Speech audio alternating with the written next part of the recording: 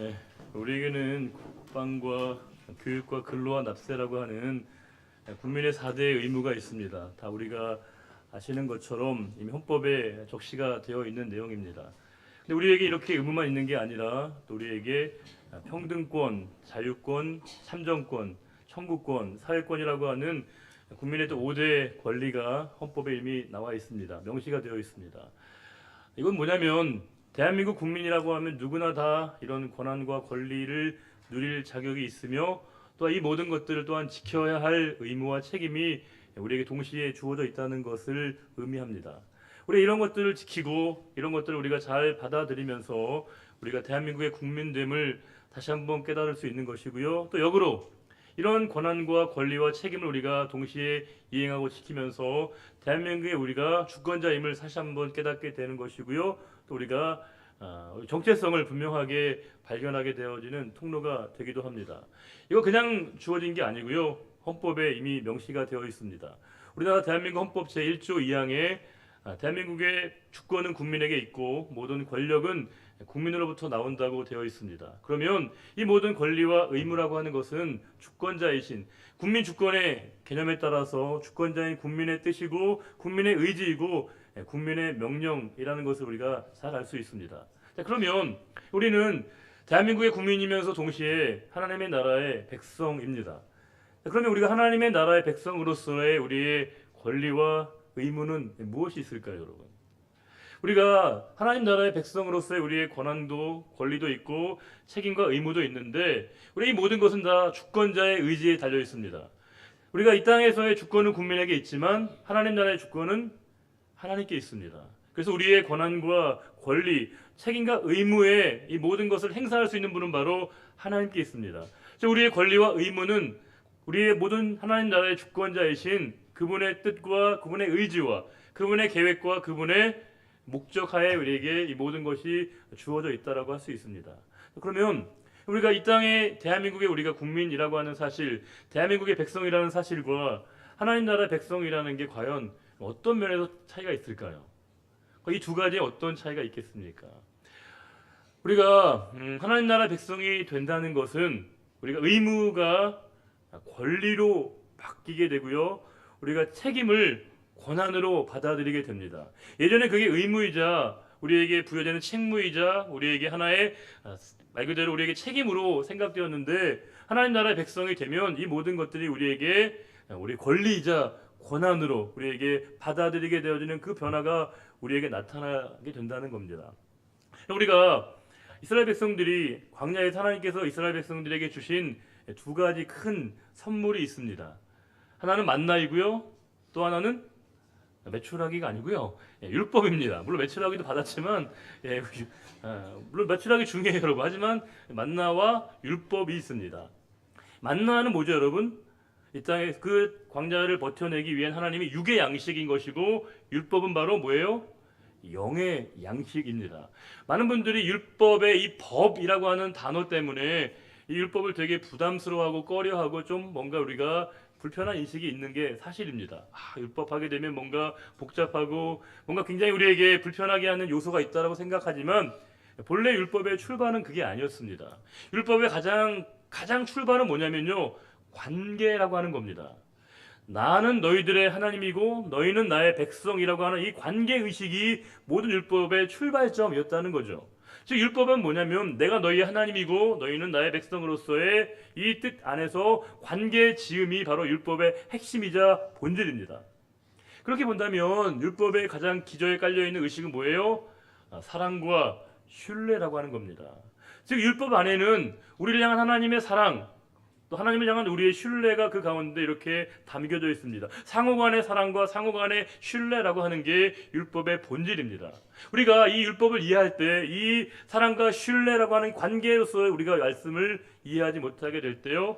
우리에게 율법은 상당한 부담이 되고 우리가 율법의 참된 의미를 깨닫지 못하게 될 수 있지만 역으로 우리가 이 율법을 온전히 이해하게 되면요. 율법의 그 모든 조항들이야말로 하나님이 우리를 얼마나 섬세하게 우리를 사랑하시는가를 이 말씀 가운데서 우리가 읽어낼 수 있습니다.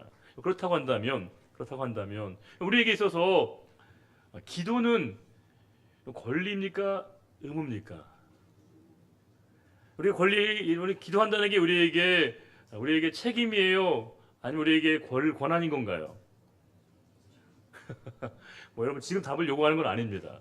우리 많은 분들이 이 기도를 생각할 때 이 두 가지 부분에서 우리가 약간의 그런 혼돈선이 있는데, 우리 혹시 그 밀레 만종이라는 그림 아시죠? 그 그림 보시게 되면 우리가 이 그림을 볼 때 마음이 좀 평온해지는 걸 느끼게 됩니다. 이유가 뭐죠?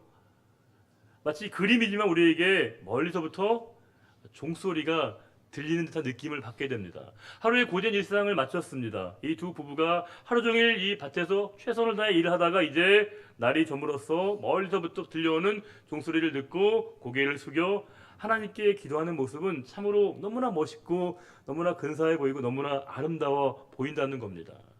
내 모든 삶을 주관하시는 그분 앞에 우리가 섰는 한 사람의 위대한 신앙인의 모습이 그림 가운데 잘 드러나 있습니다. 우리가 살아가다 보면 그럴 때가 있어요. 잠이 안 올 때가 있습니다. 불면증이 아니고요, 걱정과 근심 때문에 잠을 못 이룰 때가 있습니다. 누구에게도 얘기할 수 없어서 상의도 못하고 답답한 마음 때문에 그 고통에 겨워서 전전반칙할 때가 있습니다. 너무나 고통스럽고 너무나 힘들어서 잠을 자려고 누워있지만요, 잠이 오지 않습니다. 고통스럽습니다. 그때 유일하게 바라는 마음은 뭐냐면 빨리 새벽이 오기만을 바랄 뿐입니다. 왜냐하면 새벽에 나아가서 밝으면 하나님의 전에 나아가서 하나님께 기도하지 않으면 고통스러운 그 상황을 견뎌낼 수 없는 그 상황이 우리에게 있다는 겁니다. 그 고통의 순간 가운데 우리가 유일하게 할 수 있는 것은 하나님께 내가 부르짖어서 그분께 나아가서 내가 이 모든 것들을 개원하지 않으면 견딜 수 없는 그 마음의 고통을 느낄 때가 있습니다. 그때 우리는 비로소 새삼 느끼게 됩니다. 성도는 기도하는 사람이구나. 성도는 기도할 수 있는 사람이구나 라는 것을 우리가 알게 됩니다. 되게 남성과 여성 중에서 보통은 이제 여성분들이 남성분들보다 기도의 시간이 좀 길다라고 하는 평가를 받습니다. 그 이유가 뭘까를 보면요, 되게 저도 남성이지만 뭔가 이렇게 저희는 해결 중심으로 갈 때가 많거든요. 그러니까 기도하면 뭘 먼저 바래요? 빨리 즉답을 얻기를 원하는 것이고 즉각적인 뭔가 해결을 바랄 때가 훨씬 많습니다. 그런데 본래 기도의 의의는 하나님과 깊은 영적인 친밀함의 자리로 나아가는 것이거든요. 물론 기도가 어떤 답을 얻고 해결책을 얻는 것도 중요한 기도의 의의이지만, 기도를 통해 하나님과 영적인 그 친밀함의 관계로 나아가게 될 때 우리가 기도를 힘을 쏟을 때 기도에게 필요한 힘은 근력이기보다는 지구력이 필요할 때가 많습니다. 인내함이 필요하죠. 하나님이 이루실 그 때를 바라보고 우리가 인내하며 기다릴 줄 아는 그 마음의 태도가 우리에게 중요해 보일 때가 있습니다. 저는 예전에 여러분 그렇게 말씀 보면서 오해한 적이 있습니다. 성경 보시게 되면 골방에 가서 기도하라, 그런 말씀이 있거든요. 저는 방이 없었어요. 그럼 저는 골방에 어디서 가서 기도해야 되나 생각했는데, 여러분 이 골방은 구석진 방을 얘기하는 게 아니죠. 뭐예요? 내 마음의 영혼의 깊은 하나님과의 소통의 자리를 의미하는 겁니다. 우리에게 그와 같은 자리, 그와 같은 순간이 모든 성도에게 필요한 것이고, 그와 같이 기도할 때만이 성도가 성도일 수 있음을 우리가 이 모든 것을 통해서 재확인할 수 있게 된다는 겁니다. 오늘 말씀 보시게 되면 3절에서 사도 바울이 이제 기도하면서 감사를 고백하고 있다는 것을 밝히고 있고요. 4절과 5절에 그가 무엇 때문에 감사하고 있는지의 구체적인 내용은 4절과 5절에서 이렇게 설명을 하고 있습니다. 우리 먼저 3절 말씀을 읽어보겠습니다. 우리가 너희를 위하여 기도할 때마다 하나님 곧 우리 주 예수 그리스도의 아버지께 감사하노라.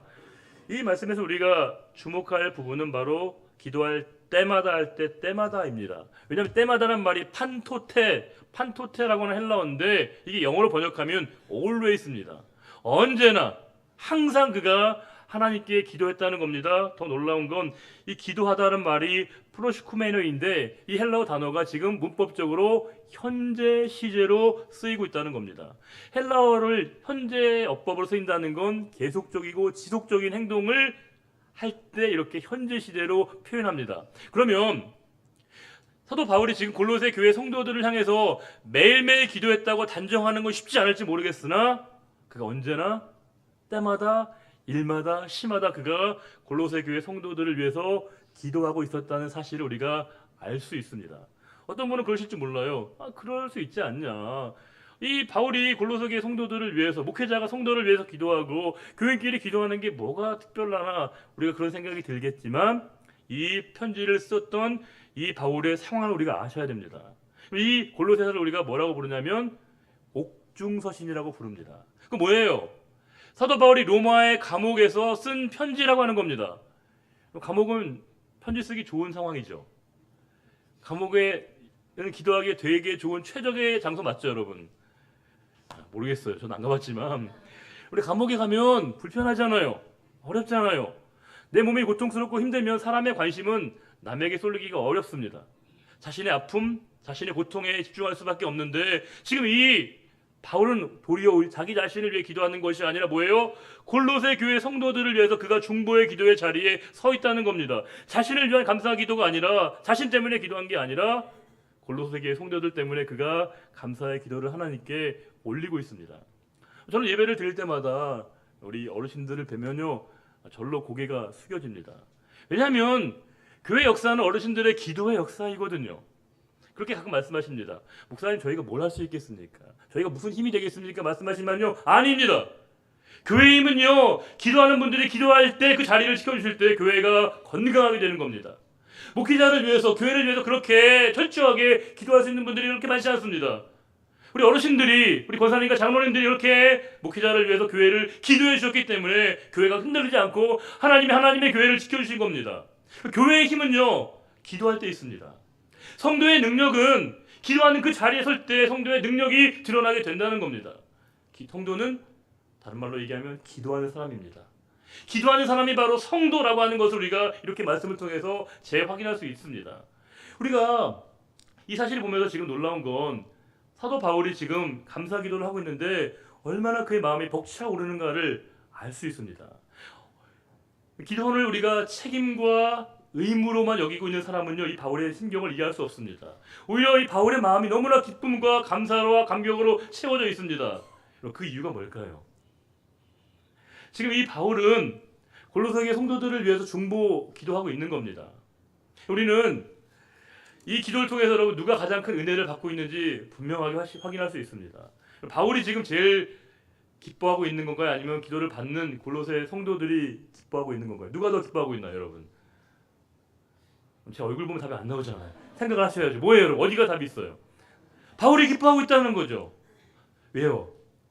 바울은 오히려 골로새 교회 성도들을 위해서 기도하고 중보하고 있는데, 그가 중보하고 기도할 때 도리어 그의 마음을 위로하시고 치유하시고 용기를 주시고 소망을 주시는 하나님의 손길을 그가 경험하고 있다는 겁니다.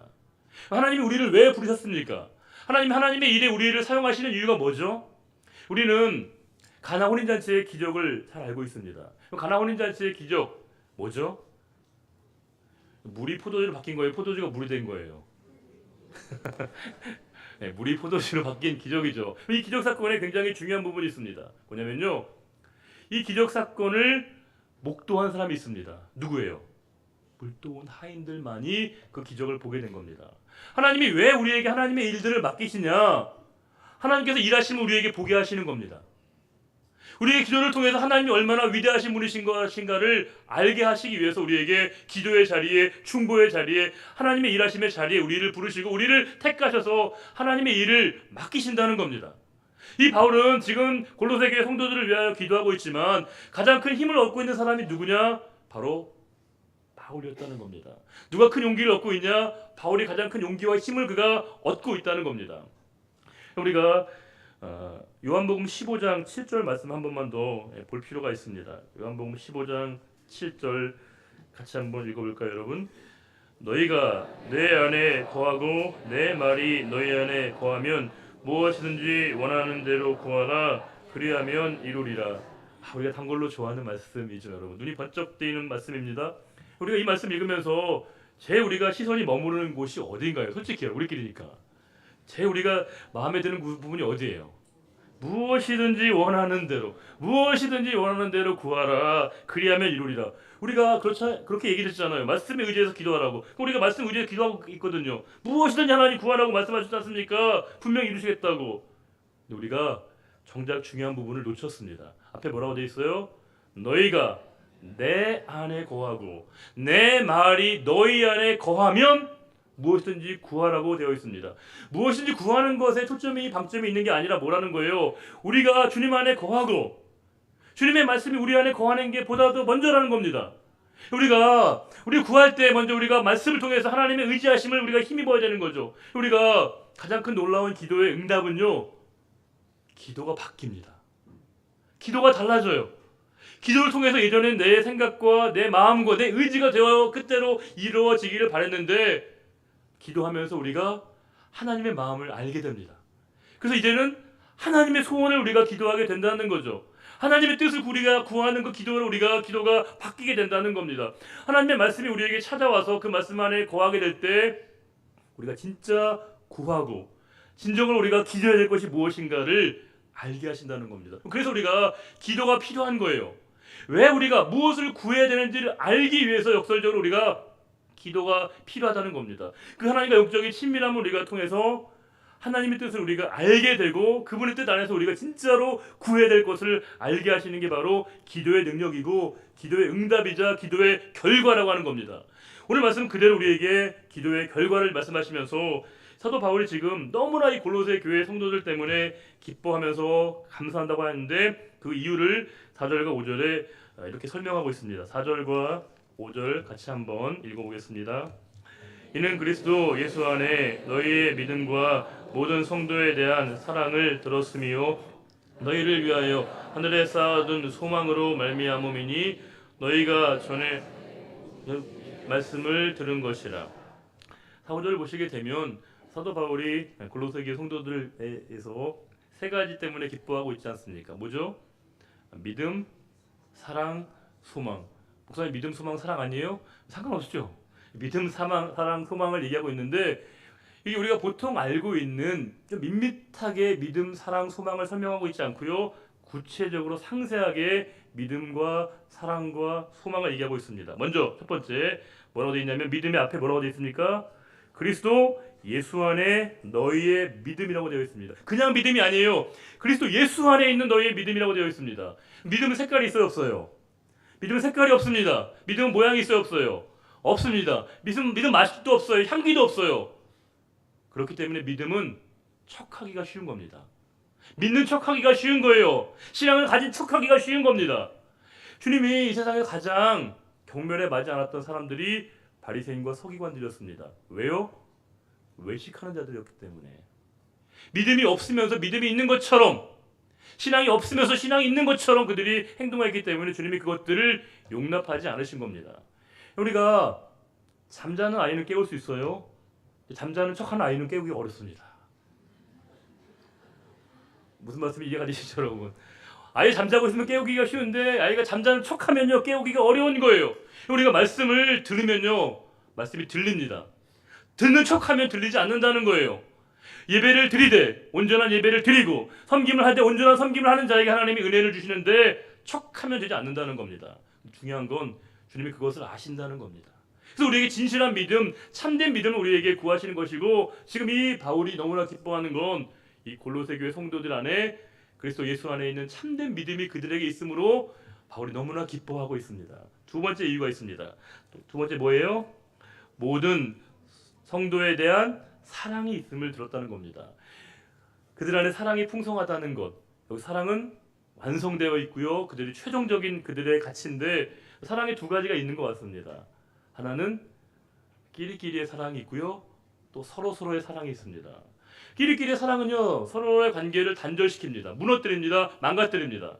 서로서로의 사랑은 벽을 무너뜨리고요. 서로를 하나로 만드는 그 힘이 바로 이 사랑에 있습니다. 저희 아이가 이제 그 페이스북을 하잖아요.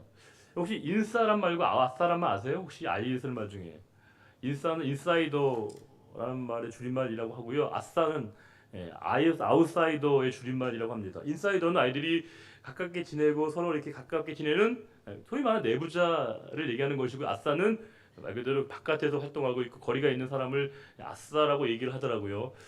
제가 이제 여러분 아이가 페이스북을 얼마 전에 하고 있기 때문에 몇 년 전에 제가 이제 궁금하잖아요. 어떻게 하는지. 그래서 제가 이제 아이에게 정중하게 친구를 요청했습니다. 페이스북 하신 분은 아시겠지만 친구 초청을 보내서 수락을 해야만이 애가 어떻게 글 쓰고 있고 어떤 내용이 있는지를 확인할 수 있거든요. 정중하게 보냈습니다. 바로 거절이 왔습니다. 바로 거절이. 제가 잘못했겠지, 잘못 눌렀겠지 싶어서 제가 재차 친구 요청을 했는데 바로 거절을 당했습니다. 이게 묘하게 이게 참 마음이 애매하더라고요. 왜냐면 사실 제가 뭐 아이를 감시하려고 하는 것도 아닌데 그들만의 뭐 어떤 문화, 자기들끼리만의 그런 생각을 공유하기를 원하는 거거든요. 미안하지만 진정한 사랑은 이렇게 되지 않습니다. 우리가 여기서 얘기하고 있는 이 골로새교회 성도의 사랑을 얘기할 때 모든 성도에 대한 사랑이라고 얘기하고 있습니다. 특정한 사람들만의 사랑이 아니라 내가 마음에 드는 사람들에게만 문을 연 게 아니라 모든 성도들을 향한 사랑 때문에 이 바울이 기뻐하고 있습니다.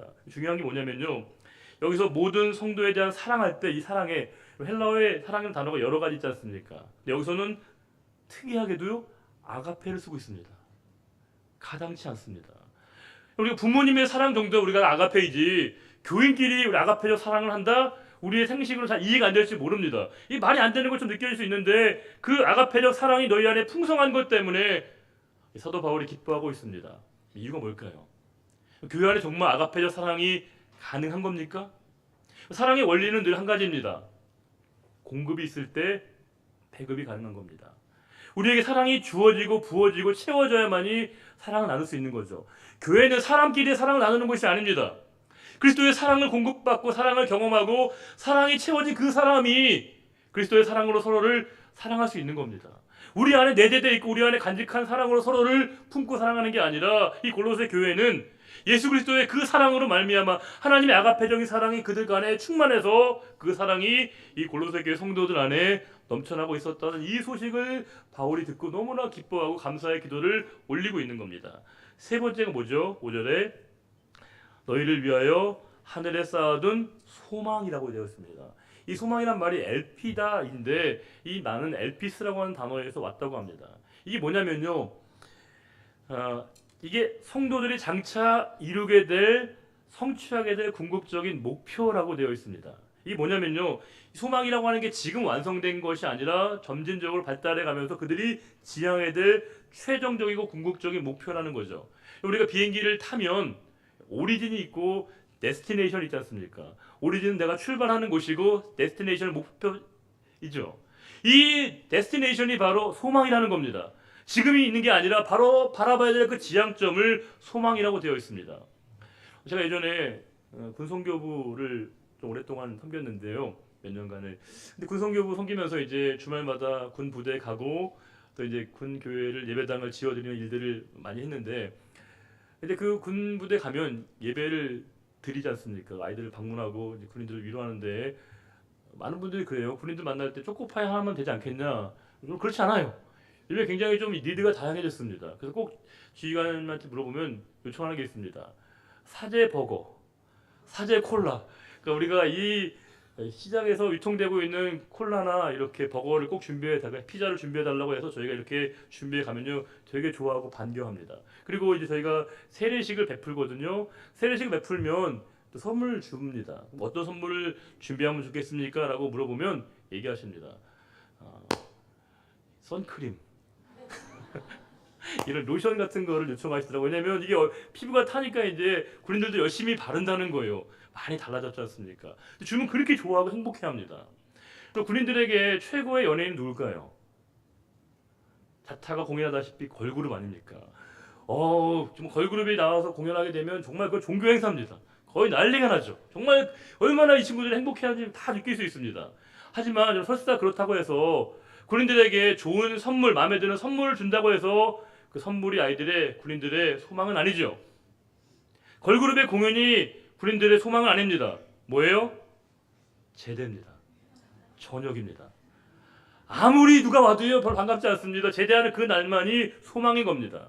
오늘 말씀 우리에게 뭐라고 말씀하시냐면 하늘에 쌓아둔 소망이라고 얘기하고 있습니다. 성도는 하늘을 바라보고 천국을 지향하면서 그 하늘에 쌓아둔 소망을 향해서 나아가는 삶이라고 얘기하고 있고요. 그 일들이 너희들에게 넘쳐남으로 내가 너무 기쁘고 감사하다라고 사도 바울이 고백하고 있습니다. 그러면서 5절을 한 번만 더 읽어보겠습니다. 너희를 위하여 하늘에 쌓아둔 소망으로 말미암음이니 곧 너희가 전에 복음 진리의 말씀을 들은 것이라. 여기 보게 되면 우리말 번역에는 안 나타나는데 복음, 진리, 말씀 이 명사 앞에 다 정관사가 있습니다. 헬라어로. 영어로 얘기하면 더죠. 그 복음, 그 진리, 그 말씀입니다. 그 복음을 들었을 때, 그 진리를 알게 됐을 때, 그 말씀을 너희가 알게 됐을 때 어떤 일이 일어났느냐? 6절 이렇게 얘기하고 있습니다. 읽어볼까요? 이 복음이 이미 너희에게 이름에 너희가 듣고 참으로 하나님의 은혜를 깨달은 날부터 너희 중에서와 같이 또한 온 천하에서도 열매를 맺어 자라는도다. 감격스럽습니다.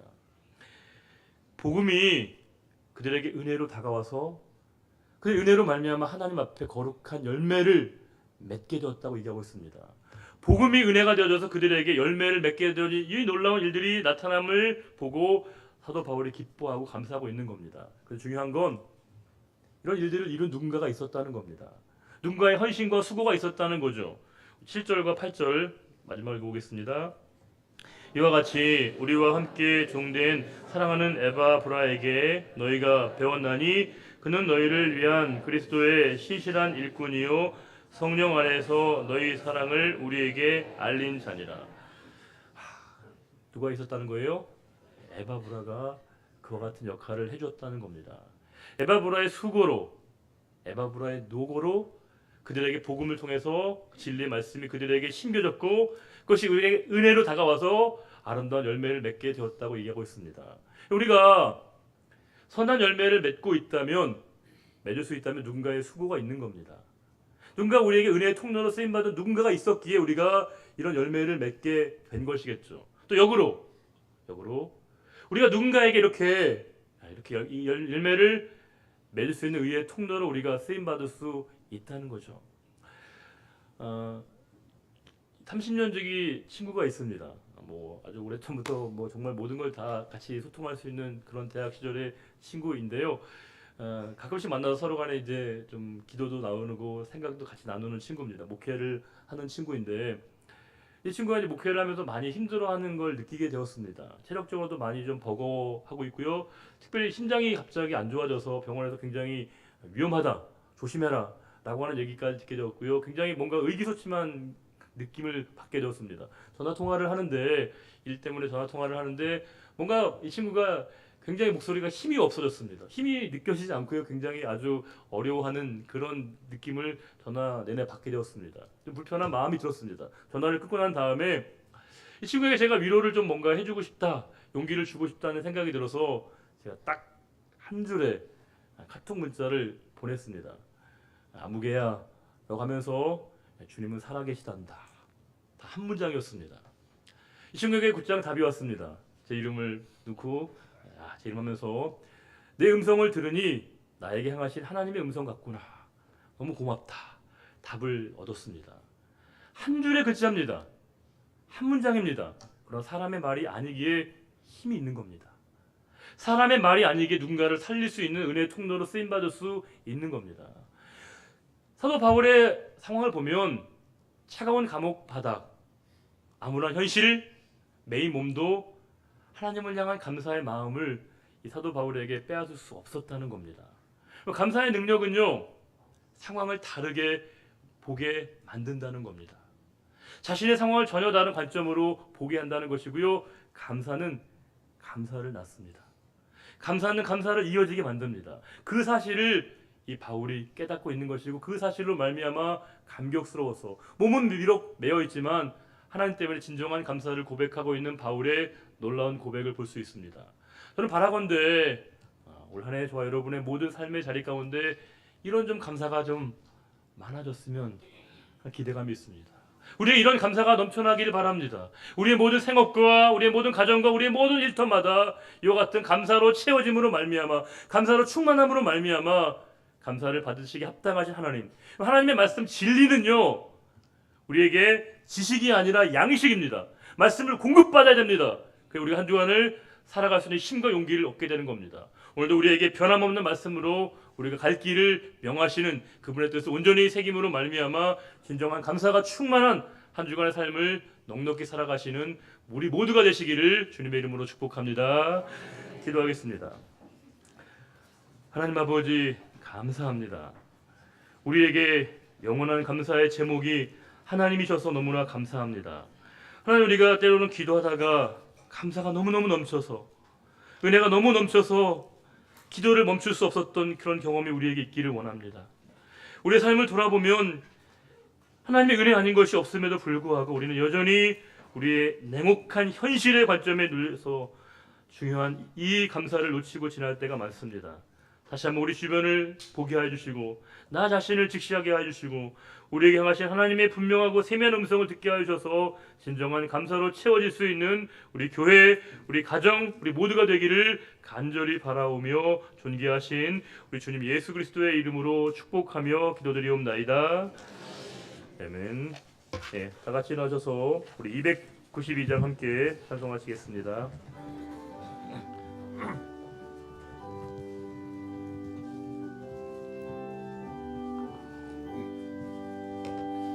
주 없이 살 수 없네 죄인의 구주여 그 귀한 몸의 피로 날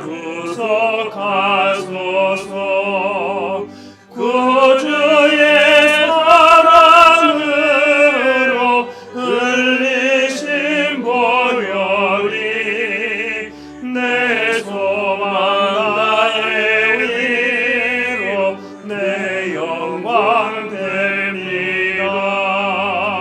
주 없이 살 수 없네 나 혼자 못 서리 힘없고 부족하며 지혜도 없구나 내 주는 나의 생명 또 나의 힘이라 주님을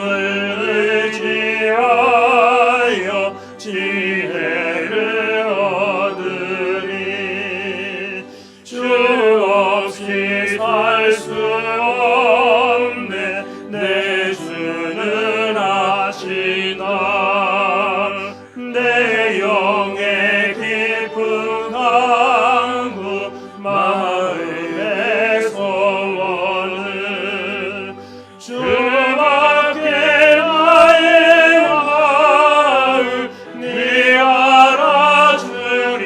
알아주리오 내 마음 위로 와서 평온케 하시네 주 없이 살 수 없네 세월이 흐르고 이 깊은 고독 속에 내 생명 끝나도 사랑 분하길 때 날 지켜주시니 내 곁에 계신 주님 늘 힘이 됩니다.